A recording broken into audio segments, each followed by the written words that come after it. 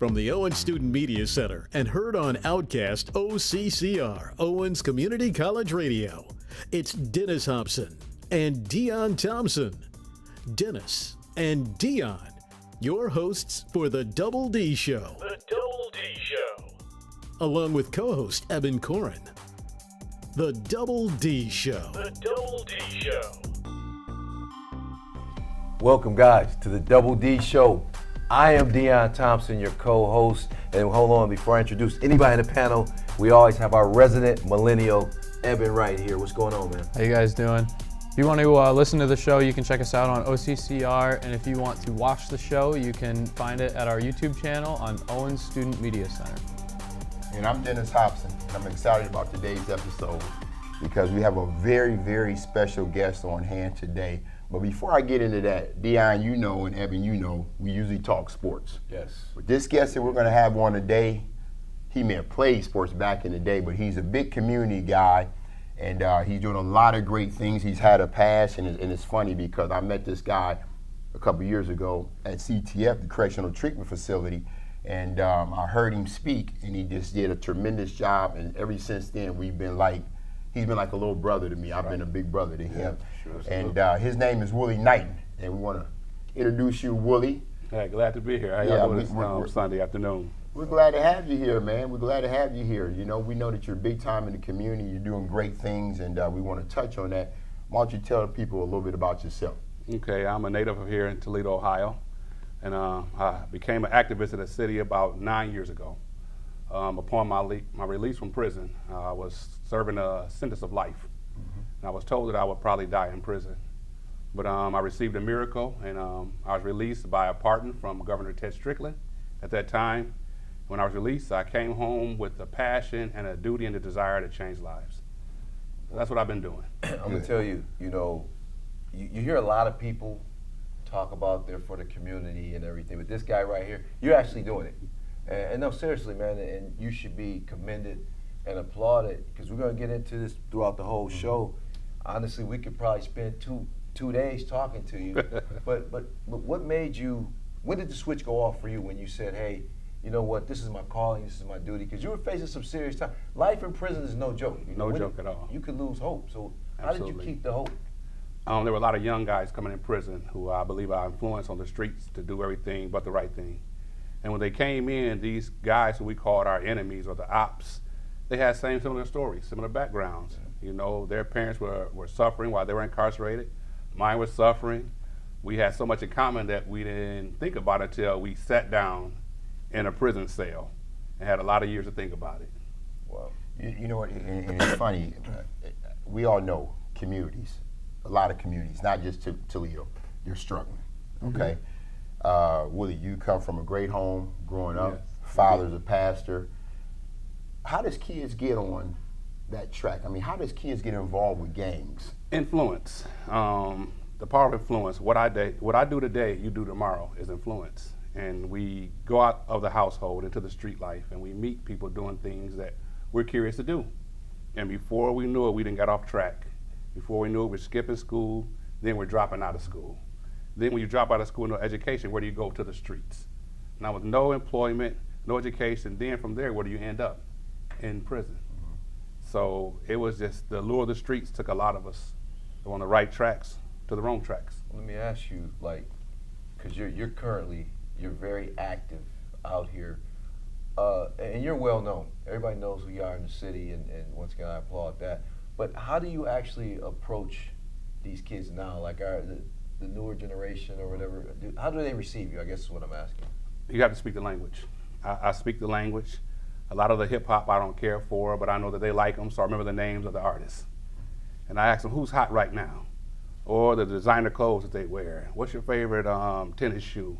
Who's your favorite artist? Then from there, once I make the relationship, what do you want to do in life? What are your goals? What would you look like in 6 months from now? What do you want to be 3 years from now? And I grab it right there and I run with it. Yeah, but how do you, I think the big thing is, how do you get somebody to stop doing what they're doing? Yeah. And you did it. You cleaned yourself up. You 13 years in prison. looking at a life sentence. Serving a life sentence. Or serving a life sentence, okay, was fortunate to get out. How does a kid leave from the gang life and try to clean himself up? I mean, you talked about earlier. Yeah. What's that? What's going to They have to have options. They have to have options, and not only that, the options have to be attainable. It has to be within their reach for them to believe that they can be the one that's an exception to the rule. Yeah. You know, we don't grow up and say, I want to be the biggest convict in the world and live forever. I don't want to be strung out on drugs. We don't desire those things. So we just find ourselves there. And we have enough role models, enough people who are ready to instill hope in these young men and women's lives. That makes the change. That's a good segue, because I'm a big advocate for dads, okay? Like a lot of males being around, and I think a lot of excuses that I hear is dad's not in the home. But there's some great mentors, there's uncles, there's, but sometimes you meet resistance. It just happens. How do you deal with that when, you know for a fact the kid's parents might not be on point, but this kid needs you? How do you talk to the parents, I guess, is what I'm asking. That's a good question. We had a speaking engagement yesterday when somebody from Children's Service came, and they said something that was so profound. They said some of the parents need to be trained themselves, because you think about the parents, and they grew up in the crack epidemic, and they didn't have a parent there, so they don't really know how to be a parent, how to instill in them the right things for their children to do, and be consistent with it. We want structure as kids. We need structure. Yes, we And we just have to find something that they believe that they can do. Well, we love what you're doing. We do love what you're doing. Thanks. Again, I have no choice but. Yeah, there you go. I've heard you speak numerous times, and when you speak, you just grab people's attention, and I think that's important, because again, they can relate to you because you've been there. Yeah. You've been there. Definitely. You walked that road. You've taken that path. So they can relate to you. So again, you continue doing what you're doing. I think another thing too is that you touched on the parent situation. We always tend to blame the kids. We always say, hey, that's a bad kid. But we have to look at their environment, look at their structure, because some of these kids might not be eating. Right. Okay, some of these kids can't afford X, Y, and Z. Some of these kids are taking care of themselves at a very young age. Survival. Yeah, they're in survival mode. And what do you think parents can do to try to help their kids, again, like our parents used to do back in the day? They had a lot of structure. To know that there is help out here. There are people that won't judge you if you reach out to them for assistance. In our community, there's a lot of pride. I don't want people to know that I can't feed my kids. I don't want people to know that my kids only have one pair of shoes or one outfit to wear to school.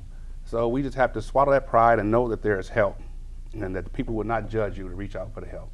We're a community. That's good, because I've often said this, and this is probably not going to be a popular opinion, but I've said the Catholic school model to me is the best model we have going. You know why? Because they make sure you have to have parental involvement. You cannot not show up for parent-teacher conference. You have to show up for things. And I think that's where, it seems like when I was coming up, I came up in the public schools just like you did. Public school. Yeah. It Private seems to public. like, you're a young guy out from Sylvania, so you didn't have these issues. But no, our parents were very active. They were involved. They wanted to come up to the school. Now you don't see that. And that's, to me, I'm with you. That's where it starts. Yeah, and it's funny because now if you call and you say, hey, such and such, your son or your daughter has gotten in trouble, they're going to look at you like, well, what did you do? Right. Back in the day, if I got in trouble, it was the principal or whoever had the permission to give me a paddling or whatever the case. Yes, and sir. then when I got home, I was going to get it again from mom and dad. But I think we should figure out what needs to happen, because again, we tend to blame these kids, but it's not always the kids. It starts at home as well. Yeah, Definitely does. I do agree, but then the kids too. I think the kids they should be smarter now because they have more tools. Yeah. But I think a lot of times the kids are they know how to manipulate a little bit better too. I'll be honest with you, because there were things I wasn't familiar with the Children's Services Agency coming up, and there was always, we kind of, the community kind of helped each other. Yeah, it was more of a community. And Right. you touched on that. I mean, it was, we were all together. I mean, you could be 5 streets over and something happened. Again, that phone was going to ring to the parents. Like, That's hey, right. your son is over here, he's doing X, Y, and Z. Well, they were going to take care of it, and when you got home, you were going That's to take right. care of it again. Yeah, I tell people all the time we need to put the neighbor back in hood because it takes a community. You know, right now the accountability is not there because you don't want to get involved in somebody else's business. Why? Because it might fall back on you. And then you find yourself in harm's way. Can't be scared, you know. We all know inside of us that we need to do what's right. We know right from wrong. Well, we need to figure it out because again, I don't know if it gets better before it gets worse, and hopefully it can't get any worse. You know what I mean? I think we're all living in a difficult time, and hopefully things will be cleaned up. And we need people like you. I believe so. We want You you to make it continue to do what you're doing. Thank you. Because you're very important to the community. We got a lot, but how does one get in touch with you? I guess is the question. I mean, because you're everywhere. Social media, especially my Facebook page. My Facebook page is open to the public. I also am CEO of Good Game Mentoring. The GAME stands for Goals, Attributes, Motivation, Ethics. These are things that I can instill and teach in the young man. Around the community, I work in reentry and I work in behavioral health. So just reach out to me and I'll holler back. And he is a guy, like I said, very approachable. Yes. You know, young man that, and like I said, I love what you're doing, man. Thank you It's for the the truth because there's a lot of people, like I said, who say they're about community, and we talk about That's this, right. but people are really doing it. Keep doing what you're doing, man. Definitely, and I thank y'all. Y'all do the same as well. All right, if you guys want to join the conversation, check us out on Facebook at the Owens Student Media Center page, or you can tweet at us at OwensOCCR.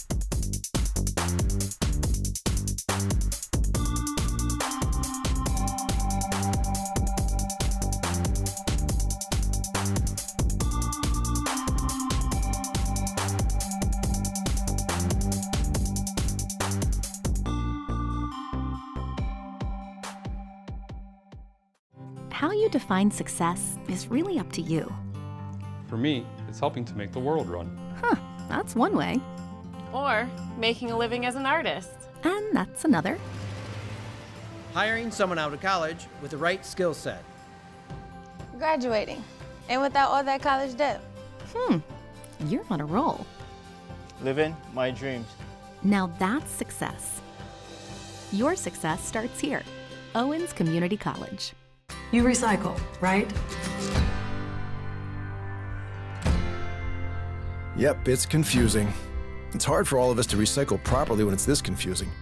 Yet recycling is the #1 thing we can do for the environment and the economy. If we do it properly, we have a solution. And it's working. Standardized labels, they help people recycle more, and they help people recycle right. Let's recycle across America, and let's recycle right. To be part of the standardized label solution, visit letsrecycleright.org. I got good sea legs from a year of trying to find my footing. And I'm missing my home even more than I should. Forget all the lessons we learned, you should have been good to me. Forget all the lessons. When you download music illegally, you're stealing from musicians, songwriters, and people like Addie, who are denied payment for work that is rightfully theirs. Do what's right. Get it legally. Success can be hard to define. Making a living while making a difference. Okay, maybe not so hard. Hiring the very best people and giving them a place to shine. Graduating with almost no debt. I'm sensing a theme here. Landing a great job right here in Northwest Ohio. Loving what I do and doing what I love. So actually, success is easy to define. Your success starts here. Owens Community College. Welcome back to the Double D Show. We're joined today by Willy Knighten. Willy, I'm curious who your biggest accomplishment is, who you thought was facing absolutely the most adversity and by all means was able to overcome it and is now one of your proudest stories. Oh wow, I have too many to name. But that's a good problem to have. Yeah. That's a good problem to have. I have a particular guy who had lost custody of his child because of incarceration. And he came home when he wanted to cut hair. But because at that time the barber school was connected to a school that housed children, he was not allowed to go. So we said, let's make a backup plan. So he obtained his Class A CDL. He's been driving now for 4.5 years and has full custody of his son. So this is one of the stories, you know. I found a way to knock the barriers down. So now what I do is I want others. I've told my story long enough. I need others to tell their story. Absolutely. You know what I want to touch on this, and I'm sure people around the community here has watched the news, and they've had the opportunity to see where your sister Sadari was gunned down delivering a pizza one night. It's sad. It's sad. Very. You already know. I mean, we've made the phone calls. Absolutely, bro. The calls to you and the family, but having to deal with something like that, man, knowing where your background was and knowing where your background was and where you are today, you know, talk a little bit about that. You know, that's your sister that happened. Baby sister. Yeah, and again, you had a past. Yes. And I'm sure if it was in the past, you probably would have wanted to try to do something, but you're a new man now. Yeah. And you're not into that. I want you to talk about that a little bit. First and foremost, it's because of the grace of God that I am who I am today. And God gave me the strength to deal with it. Because like you said, I was heavily into street life. I was into a lot of violence. And there would have been a retaliation, no doubt, with the old me. But I thought about all the pain and suffering that I caused others. And I thought about the age and what that young man who was accused of doing it is. At 16, I was doing foolishness similar to that. And I believe that he will have a future. I believe that he can re-enter society one day as a changed man and change lives. I prayed heavily on it, and most of my strength has came not from just God, but my parents. If my parents can bury their youngest child and still show adversity and strength through this suffering, then I better be able to. Yeah, man. That takes a big man to do that. You know, it takes a bigger God. Yeah, but seriously, our condolences for that. Thank you. I have a question though. There's a huge opiate epidemic going on. And I don't think people know how bad it is, and it's just not in the inner city anymore. It's starting to go all the way out. You want to talk a little bit about that? Yeah, the opiate heroin epidemic has hit the state of Ohio severely. It's sad. And what we need now, people say we need to stop the supply. No, the supply will be here. Let's stop the demand. Let's change lives and give people so much hope and believe that they can go against all odds and that recovery can be for them. You have to believe that I, an addict today, can stop getting high and have the tools and resources in place, have the proper treatment available. See, we have a lot of treatment facilities and they go through the programs, the intensive outpatients, but what we're lacking is where we drop the ball is the long-term, I forgot the word we're looking for, what Liz does. But let me, okay, when you say long term, are you saying that they should continue to come even after care? We need the aftercare. Okay. We need the warm handoff. Can you tell people what you do actually, because you're actually a counselor? Yes, I am. I have a CDCA. Yeah. And I work behavioral health and addiction specialist here in the city. So I work with men and women. Teach the IOP groups. I do the case management. I show them the things, the coping skills, the ways to talk. I mean, it's so many different ways you have to hit because every person is different. Well, that's where I applaud you, because not only are you just, you're not just some random guy in the community. You went out, you got the education, you got the credentials. And I think people need to understand that's an important aspect too, because you're working with not only the people with the issues, you have to work with professionals also. Yes. And the fact you went out, you just, you know, like I said, getting the credentials, you know, getting the education, you know, that, because not everybody who's on drugs, contrary to popular belief, you know, is from a certain socioeconomic background. I think that's what people think sometimes. You know, that's the perception. Yeah, with the heroin epidemic, a lot of it came from abusing of pills that were prescribed by doctors. You having young men and young women who were playing sports that one day was injured, and they went to the doctors and were given pain pills. Well, once their prescription was cut off, guess what? Somebody told them that, hey, we have something similar to that. And they introduced them to heroin. And from there, it's just spiraled out of control. And it's something because, again, I think now what you talk about, and I'm going back a little bit, the whole long-term care. Absolutely, the warm handoff. Yeah, because, again, I think if you're going to put somebody somewhere for 2-3 months and expect them to improve and get better, it's tough. It's tough. So, you know, hopefully we can find more programs that offer like that long-term care. Because again, I think I've never done that, so it's something that I can't relate to. But evidently, it's something that's strong. It's definitely. And it calls your name because I mean, if I see somebody dying over something, I know that I'm going to stop doing it. But obviously, people that do that, they see people dying every day, every minute. They continuously continue to do it. So so hopefully they will find the necessary rehabilitation that's needed to help people clean themselves up. Peer support is key. Really quick, I just want to make sure we get this in because I think it's super important. How can people reach out to you and find you if they're listening to this and they want to get in touch? My phone number is 419-574-1669.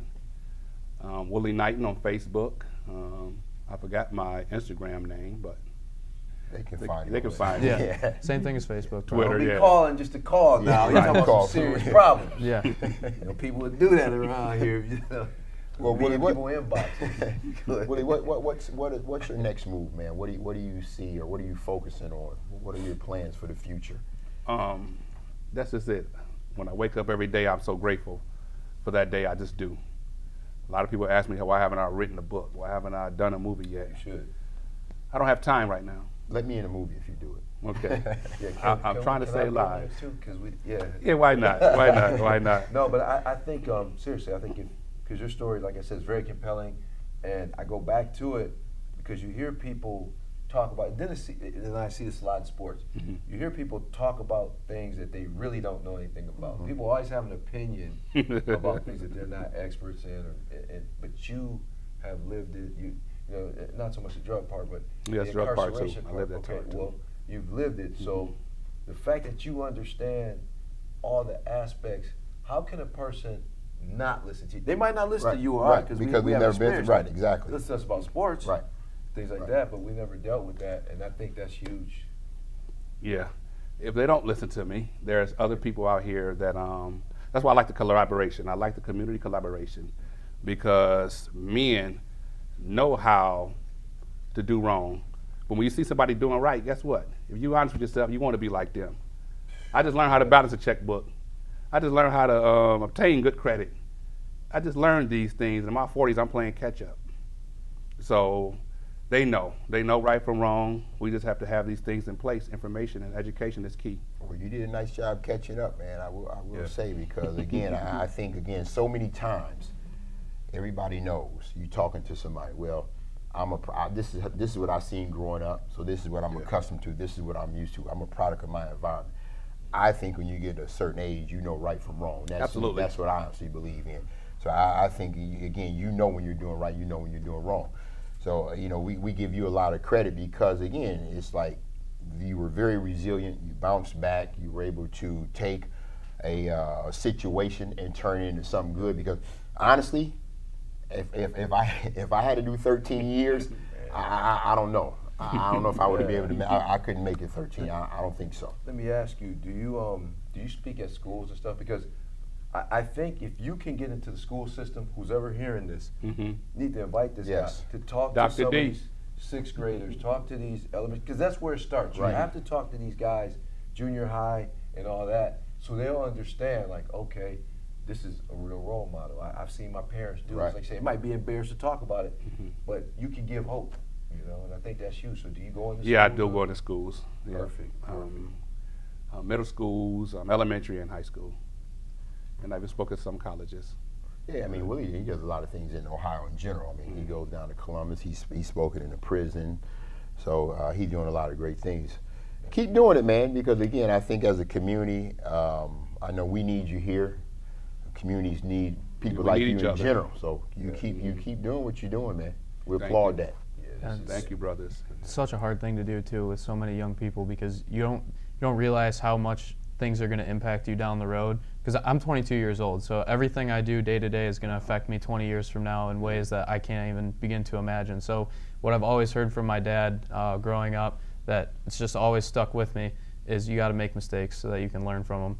And it's a hard thing to be able to face, but it's true. A lot of people don't respect how serious some things can be until you go through it and you realize, just having that hindsight, it's always 20/20. So it's so important to be able to see someone who knows what they're talking about and knows it is possible to make the best of a bad situation. Because seriously, like he said, the name of his association, the game. Now, this game he just gave up.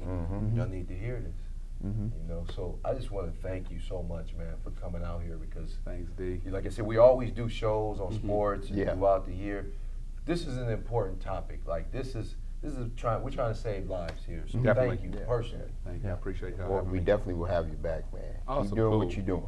Absolutely. You're doing the right thing. You're doing a good thing.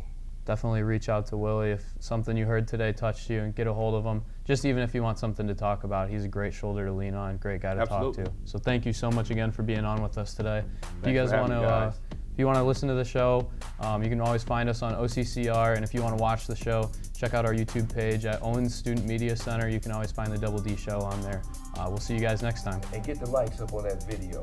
Yeah, don't forget to rate 5 stars. Yeah, 5 stars always. Up. 4 stars that doesn't mean anything. We want 5. An Outcome Owens Student Media Center production.